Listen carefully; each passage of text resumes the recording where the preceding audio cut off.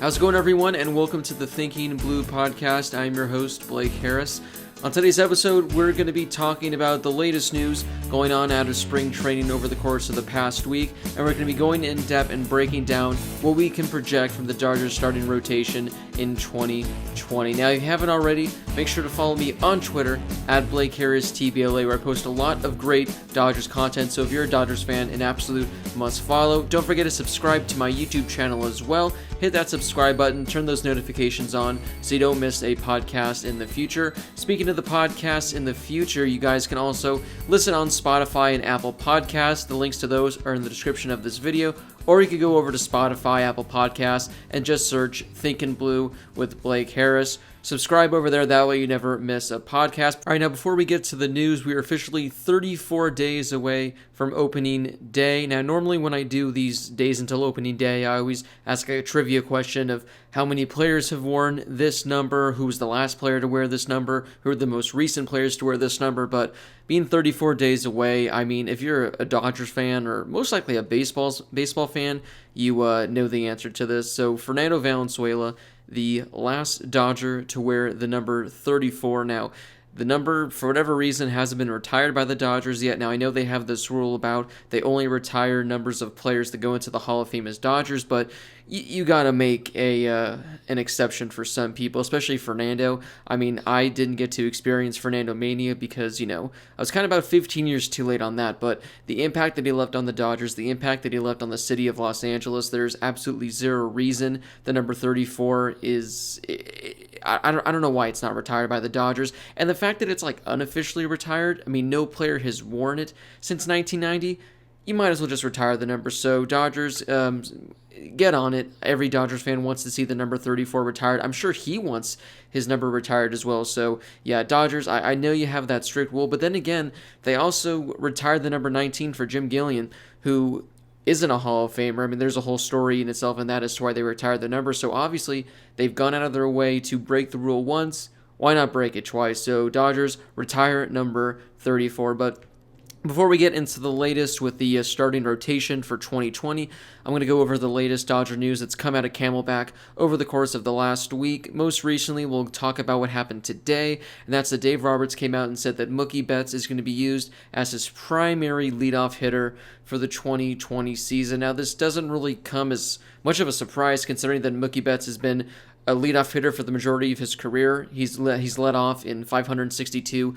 of 794 of his career games. He's at 302, had an OPS of 910, 110 homers, 342 runs batted in. So Mookie Betts, I mean, he's been a leadoff hitter for, again, most of his career. Doesn't come as much as a surprise, but it's kind of nice to hear Dave Roberts confirm that he'll be the leadoff hitter. Now, it looks like he's not going to be leading off every single game. He said he might move to the number 2 hole occasionally against right-handed pitching to put a lefty like Jock Peterson in the leadoff spot, and we've seen Jock lead off in years past. He's a pretty good leadoff hitter for that. He had I think record, what was it last year, for most leadoff home runs by a Dodger in team history, and he's like second or third all time in leadoff home runs for a Dodger, so still a really good option to have Jock Peterson at number 2, but my guess is we'll probably see Mookie there for 80-85% of games leading off, which I absolutely love, but again, it's nice that Dave Roberts came out and he confirmed it.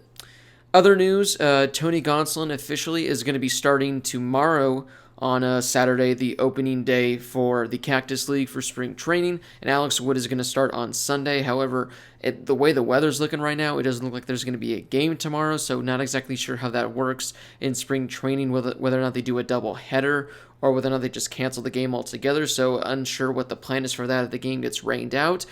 Dave Roberts came out and they said they're building up Tony Gonsolin to be a starter, which I thought was kind of interesting. We can talk about that later in the episode when I'm going over, the starting rotation outlook for 2020, but yeah, so they're building Gonsolin up as a starter.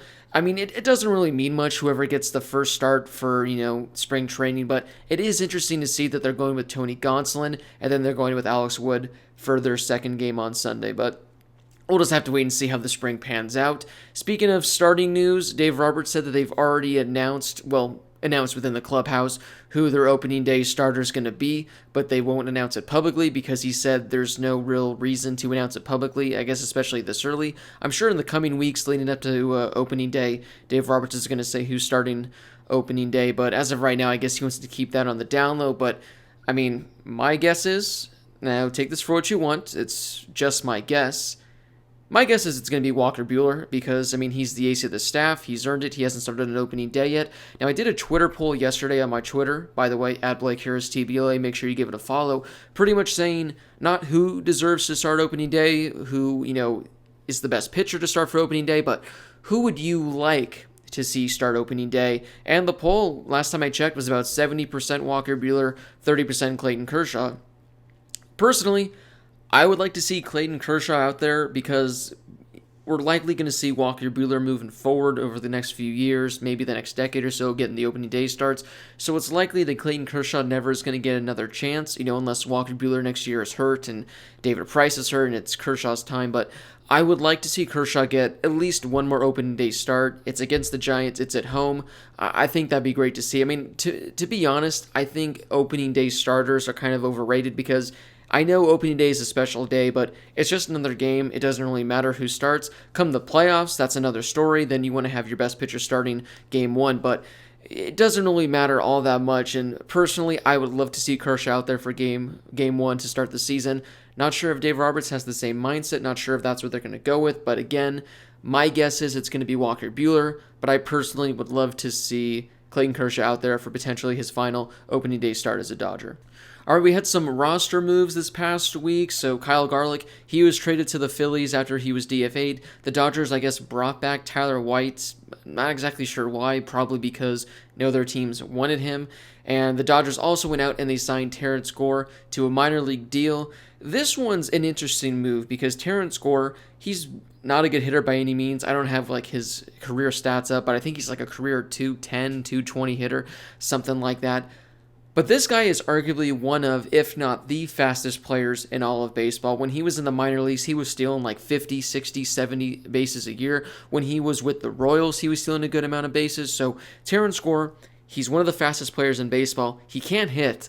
I'm not exactly sure where he falls on the Dodgers' radar. I'm not exactly sure how many games he'll be on the active 40-man roster. I think it's nice to have that option, especially considering they're moving the roster from 25 to 26. So having a guy like that off the bench who is strictly just a guy to pinch run, I think that could be huge, especially come October.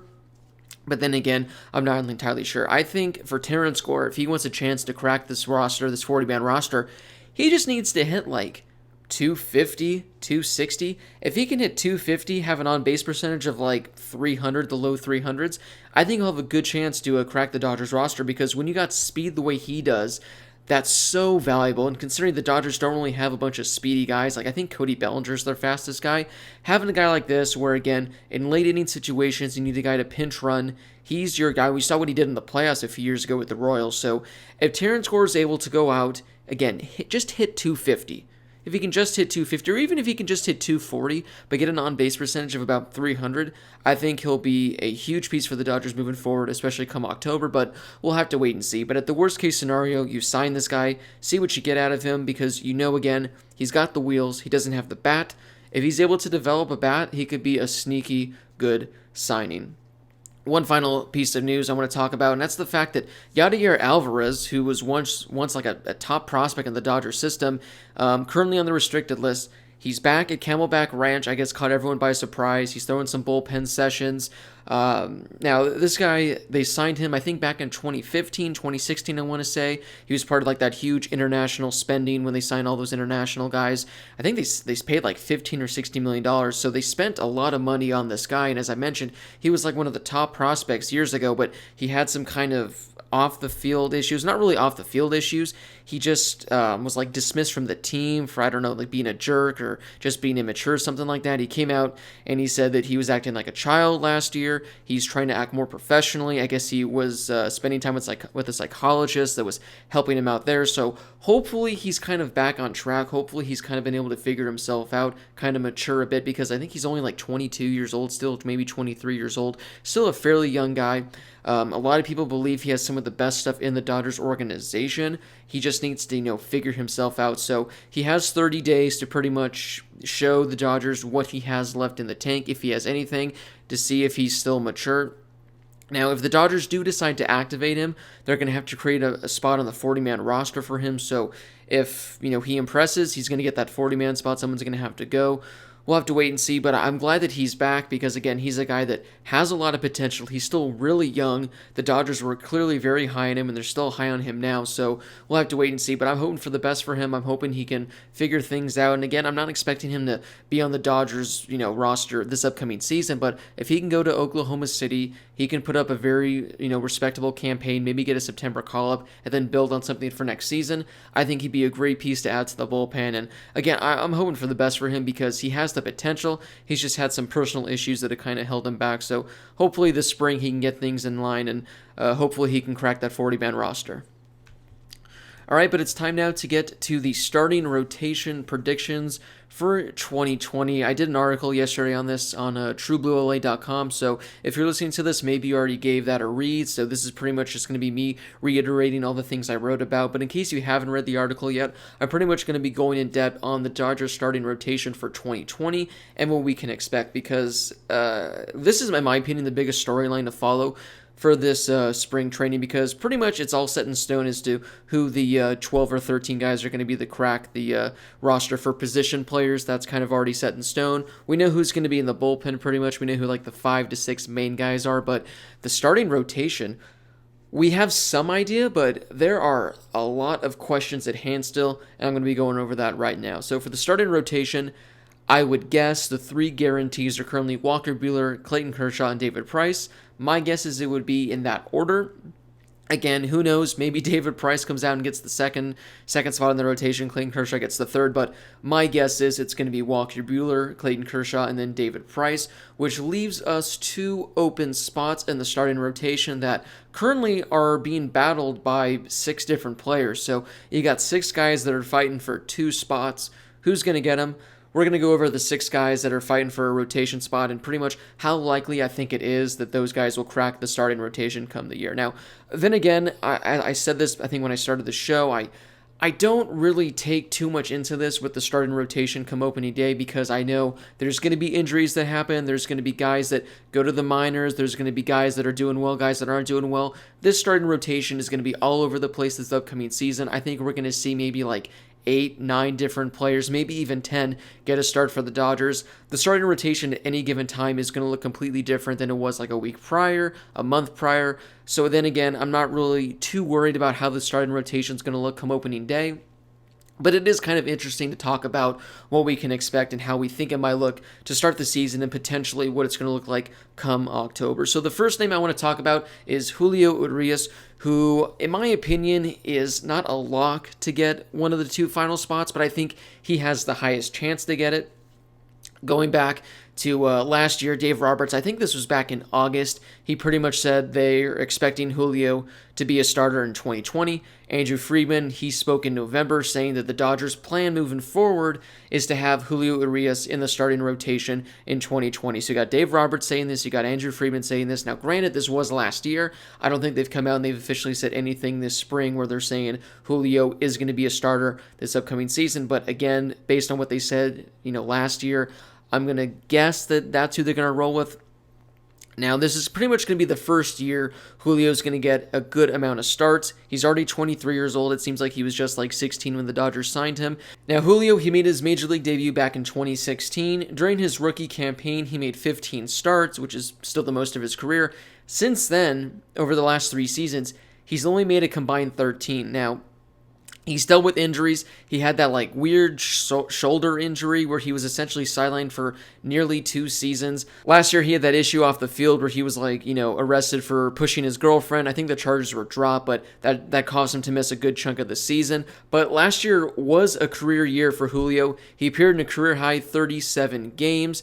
He had career best in ERA, strikeouts, ERA plus, whip, strikeout to walk ratio. Now, he appeared in 37 games, but he did only make 8 starts, and mostly the starts he did make were kind of like 3-4 inning starts. The most innings he went in any game was 6 innings last year, so he doesn't really have any 7 or 8 inning outings built in over the last 3-4 years or so. So it'll be interesting to see how that goes, but This is a guy where the Dodgers have been very careful with him the last few years. They've been very patient with him. As I mentioned, he's still only 23 years old. It seems like he's been around forever because he made his debut when he was 19. So he's only 23 years old. I think now is the time for him to be a starter. And I think the Dodgers are planning on having him as a starter because we've seen how good he can be. I mean, last year he had like a 2.01 ERA when he was coming out of the bullpen. He has electric stuff. He's really good. And I'm really looking forward to seeing Julio get his chance because in 2016, 2017? Yeah, 2016 when he made his debut, he had a lot of starts where he looked really good, and he was only 19 years old. So now, 23, he has a lot of experience under his belt. He's fully healthy for like the first time in a while. So Julio, I think he's going to be a starter. For the likeliness of him being in the opening day rotation, I put it as a 9.5 out of 10. Just because, again, with what they said last year, how they're planning on using him, I don't see a reason why Julio won't be in the starting rotation to start the season and to be a starter for the entire 2020 season. The next guy I'm going to talk about is Alex Wood. Now, this is another interesting one as well because when he was on AM 570 LA Sports, about a month ago, shortly after signing with the Dodgers, he pretty much said something along the lines of, "I didn't come here if I wasn't going to start." Again, I forget what his exact quote was. I couldn't find the interview, but he said something along the lines of, "Yeah, like, I wanted to come here because I'm going to start. I didn't come here to come out of the bullpen." So if that's the case, he said he was on the same page with the Dodgers. So again, if that's the case, Alex Wood should be a starter to start the season and likely for majority of the season. Now, I don't really understand where this is going to make that much sense because if Alex Wood and Julio Urias are both in the rotation, that gives the Dodgers 4 lefties out of their 5 starters. Now, I guess in years past, in 2017, 2018, there's been times where the Dodgers had 4 starters at a given time. I personally am not a fan of it. I don't like having 4 of the same guy. I personally would like to have 3 lefties and 2 righties, 3 righties, 2 lefties. I like to have kind of an even balance. I don't like having your entire rotation being lefty dominant. Also, we saw how disappointing of a year Alex Wood had last season. I mean, his ERA was like at 6. It was career worst numbers across the board. He only made 7 starts because he was dealing with injuries all year. Now, he comes into training camp fully healthy. The Dodgers have said he's healthy. But I want to see Alex Wood prove it. I want him to prove that he's the pitcher he was a few years ago when he was an all-star with the Dodgers, a Cy Young, like top 10 finisher, I think he was. I want to see that he still has what it takes because, again, he was awful last year. He was brutal. Now, again, I know that he dealt with injuries, but he's coming over here, and I'm just not entirely sold yet. I want to see what he does, which is why I'm really interested to see how he does on Sunday in his first spring training start. It'll be interesting to see him over the course of the spring to see how he does, but I think he's in a position where he needs to earn the spot. I don't think just because the Dodgers said, yeah, we'll give you a starting spot, I don't think that should guarantee him a spot. I think he should come out of the bullpen, get ready, and then maybe transition into a starter. But then again, if he comes out this spring and he looks fantastic, by all means, I'm okay with him being in the starting rotation. But as I mentioned, I'm concerned about his health from last year. I'm concerned about him going back to what he was a few years ago. And I also don't like having 4 lefties in the starting rotation. But again, if they've done this in the past, if Dave Roberts doesn't mind, all means, go for it. Who knows? I put the likeliness of him being in the opening day rotation as an 8.5 out of 10. Again, just because of what he said. He said that he came here to be a starter. Him and the Dodgers are on the same page. But I just don't know. Like, what if he comes out this spring and has an ERA of like 4.5 or 5? Are you still guaranteeing him that one spot in the rotation? So I'm not entirely sure. Definitely something to keep an eye on this spring with Alex Wood, but I still think he'll likely get that 5th and final spot. All right, let's start with the young guys, and we'll start with Dustin May, who's the number 1 pitching prospect in the Dodgers organization. He appeared in 14 games last year, only made 4 starts, went 1-2, 2.83 ERA, and a 1.08 WHIP. Although it was a small sample size, we got to see a glimpse of the potential that Dustin May has. Now, he did kind of have a rocky start when he came out of the bullpen. He made 10 appearances out of the bullpen, had an ERA over 5, but it was essentially because of his first 2 really bad outings. He threw 10 scoreless innings with 14 strikeouts to finish the season. So he had a good finish to the season. You take those 2 rocky outings out of the equation, his ERA is like 2 or under, something like that.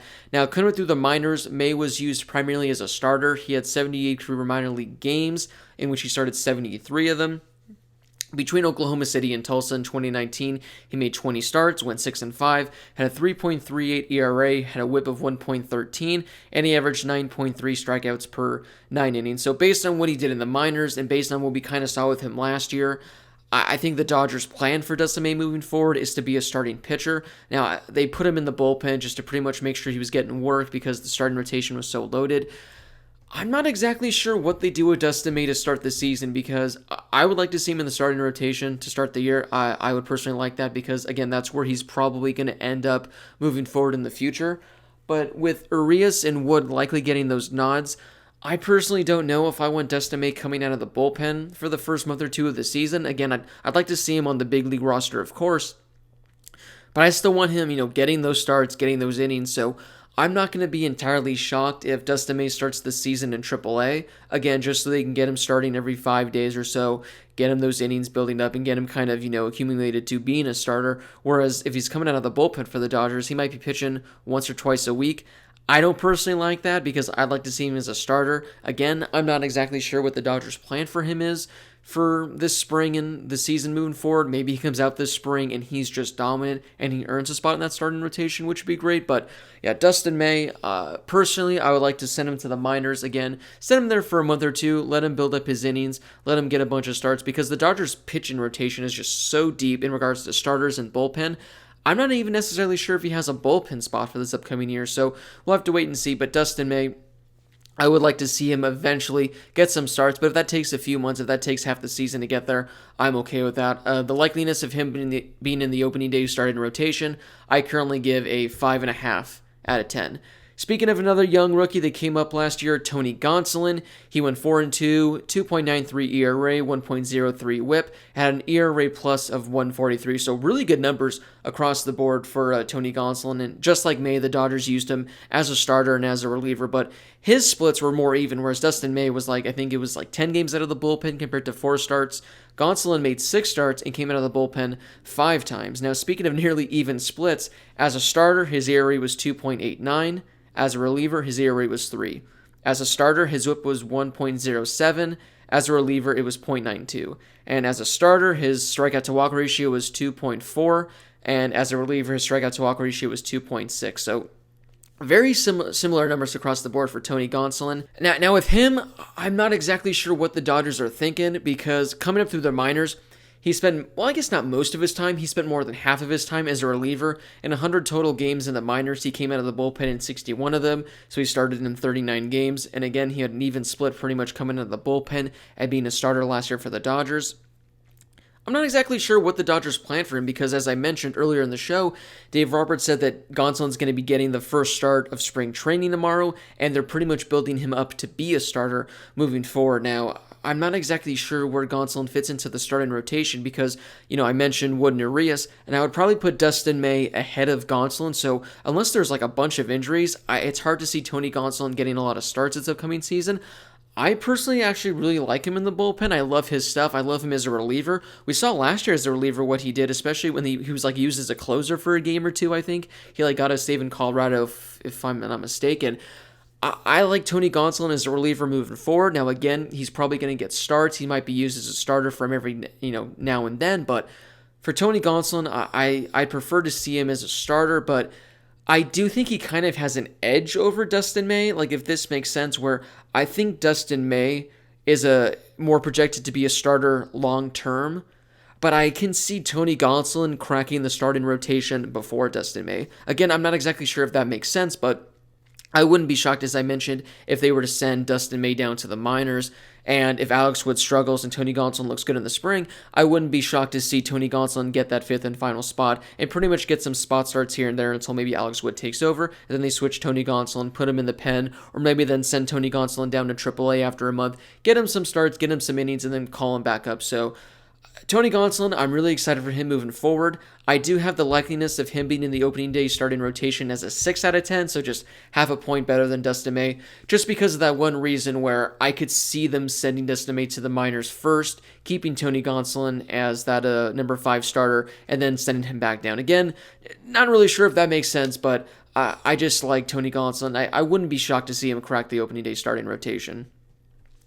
Up next is Chicken Strip, good old Ross Stripling, who, yes, is currently still a Dodger because, again, for whatever reason, the Angels decided to back out of that trade that would have sent Stripling and Peterson to the Angels. Not exactly sure why they did it, but that's fine because Ross Stripling is still a Dodger. I do kind of feel bad for him because I'm sure he'd rather be a Dodger. He's much happier being a Dodger. But if he would have gone to the Angels, he would have been like their number 2, their number 3 starter, whereas he comes back to the Dodgers, he's likely not going to crack the rotation. Again, I'm sure he's probably going to get 10 starts throughout the season due to injuries or due to him just moving up there to eat innings or being kind of like an opener where he'll go like 3 or 4 innings and then it'll become a bullpen game. But Ross Stripling, I mean, this is a guy, and I wrote this in my article, he's been so consistent during his 4 years with the Dodgers. He's appeared in 136 total games. He started in 52 of them. Now, he did start 15 games last year, which was the second most of his career, but since Stripling debuted with the Dodgers, his career ERA is 3.51, he has a whip of 1.20, a 1.15 ERA plus, and an FIP of 3.60. Those are some really solid numbers across the board. Now, by no means are those like number 1, number 2 type starting pitcher numbers, but for Stripling, I mean, there's a lot of teams that they would kill to have a guy with those numbers as their number 3 starter or something like that, whereas Ross Stripling, he's probably not even going to crack the rotation, and he's had those really good numbers. So Ross Stripling, I think it's going to be the same thing for him in 2020. I think he's going to come out of the bullpen a lot. He's going to make some spot starts, and he's going to be fine with it. Now, again, I'm sure he'd be more than happy to be a 20 to 25 start a year kind of guy, but he does what his role with the Dodgers is just so perfect, and he's done it so well. And the Dodgers, they use him so perfectly.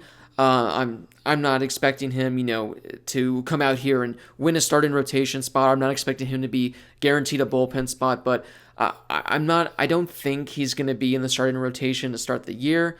But then again, I'm guaranteeing his 10 starts and his ERA between like 3.4 and 3.8. So the likeliness of him being in the opening day starting rotation, I currently have as a 4 out of 10. Again, that's just because he's been here for so long. He has the experience. Now, again, it's mainly due to his experience, and especially, again, if the young guys don't work out, if Wood doesn't work out, I wouldn't be shocked to see Stripling slide into that starting rotation. I mean, there were talks last year that he potentially would be the opening day starter after Kershaw was hurt, and they ended up going with Hyun-Jin Ryu. So, Ross Stripling, very consistent. I love the guy. I love what he does. I love that, he puts aside his pride. Again, this is a guy he would definitely want to be making more starts than he is, but he does what he can to help the team out. Much respect to Chicken Strip on that one. The final guy we got on the list is Jimmy Nelson. He's the guy the Dodgers signed in January from the Milwaukee Brewers. He spent a decade with the Brewers, but pretty much only like 4 or 5 big league seasons with the Brewers. Now, in 2019, he was awful. Like, Jimmy Nelson was bad. I talked about Alex Wood being bad earlier in this episode. Jimmy Nelson, this is some, Brock Stewart, really bad kind of numbers. He went 0-2, had a 6.95 ERA, a whip of 1.91, did only appear in 10 games because he missed most of the season with an injury. He missed all of 2018. I think he got Tommy John surgery, so that's what it was. So he essentially, over the course of 2 years, only appeared in 10 games.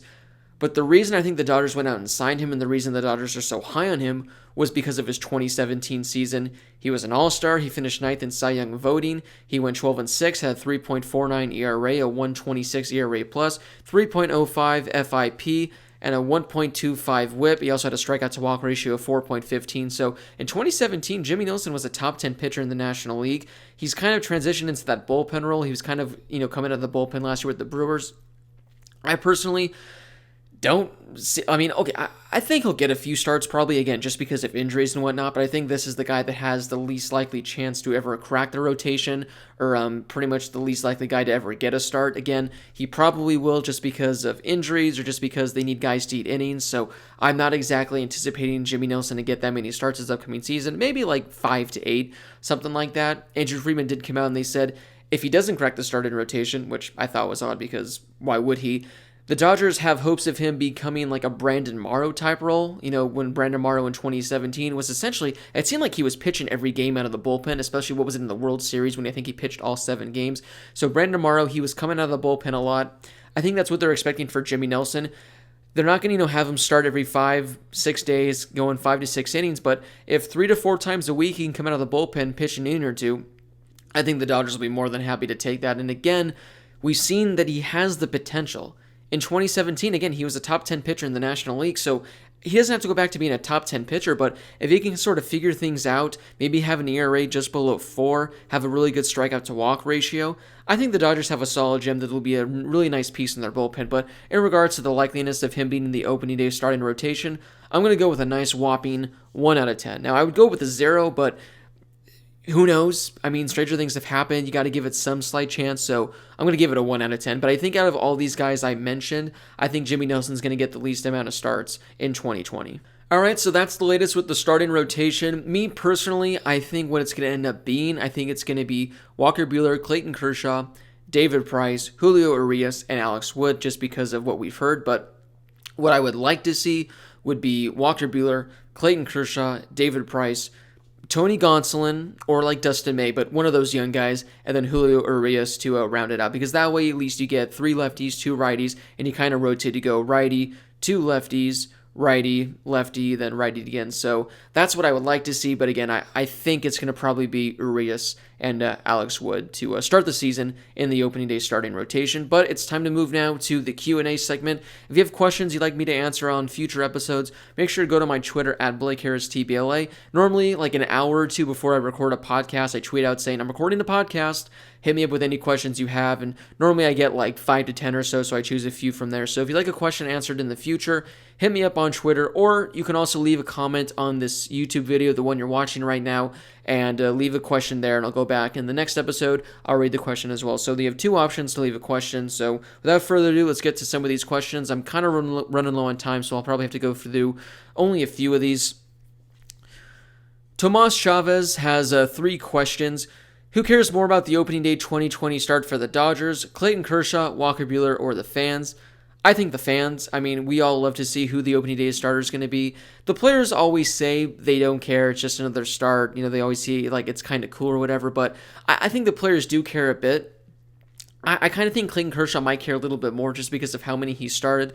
Walker Buehler knows he's going to get his chance, but I think Clayton Kershaw might care a little about getting a final one. But I think overall the fans probably care the most and make the biggest deal out of it. His second question is, who will hit the first walk-off home run of the season for the Dodgers? That's a good question. I mean, last year the Dodgers had, it was like 11, 12, 13 walk-offs. I forget how many walk-off home runs they had. I think they had like maybe 4 or 5. I mean, this is literally just such a most random question. You can pick anyone, but for the first walk-off home run of the season, I'm going to go with Mookie Betts. I think that'd be a great one. But again, I mean, it could be like 10, 11, 12 different guys, but I'm going to go with Mookie. And their third and final question, do you see the botched Angel trade affecting Jock and Stripling's performance at all? I personally don't. I mean, I know it must have been awkward. It must still kind of be a little awkward, but they're happy to be back with the Dodgers. I'm sure that both of them, especially for Jock, this is a contract year for Jock. Next year, Jock's a free agent. He wants to perform at his absolute best, so I'm not going to be surprised to see Jock come out and have a career year. Stripling, I mentioned it. We've seen how consistent he is on a year-to-year basis, so I'm fully expecting him to have the exact same numbers he has had in years past, but we'll have to wait and see. But overall, I think both of them right now, after about a week or two being in spring training, I think they're fine. I think the awkwardness has kind of gone away, and they're going to be fully ready to go for 2020. All right, this question comes from WDevil67. Do you think Muncy or Bellinger should be hitting second behind Betts? I like Bellinger there, but I seem to be hearing Muncy mentioned by more people. This is a good question because normally what a lot of teams do nowadays, they hit their second or they hit their best hitter in the number 2 spot. So if Betts is hitting number 1, I don't think they go with Bellinger as number 2. I really don't see them going with Muncy at 3 either. I think Bellinger, Muncy, or Muncy, Bellinger, however they do it, are going to be the 3-4 spots. So what I would like to see, I'd like to see either Corey Seager hit second or maybe Gavin Lux hit second, depending on how well he performs to start the season. I wouldn't be shocked if Max Muncy hits second. I wouldn't be shocked if like Justin Turner hits second, but if it was up to me, the lineup I'd go Betts, Seager, Muncy, Bellinger, Turner, and then maybe like Lux, and then Smith, and then like AJ Pollock or Jock Peterson. That's how I'd go. But again, I mean, a lot of great options. I don't care who hits second because it's going to be an all-star caliber player, but we'll have to wait and see. But that would be, wouldn't that be something if your 1-2 guys were Betts and Bellinger? Like, can you imagine being a starting pitcher and that's the first inning you got where you got Betts, Bellinger, Muncy? Like, that would be incredible. That would be from my end, that's fantastic, but we'll have to wait and see. All right, and the final question comes from Joseph Rocco at ASVP Rocco, or is it Rocco? It's definitely Rocco, so I apologize, Joseph. And he said, what's our nickname going to be for the Belly Bets tandem? That's a great question. I hope that either a fan or one of the players comes up with something awesome. I'm sure by like May, there's going to be some cool nickname that's going to be on a bunch of shirts that the players are wearing in the locker room. So I don't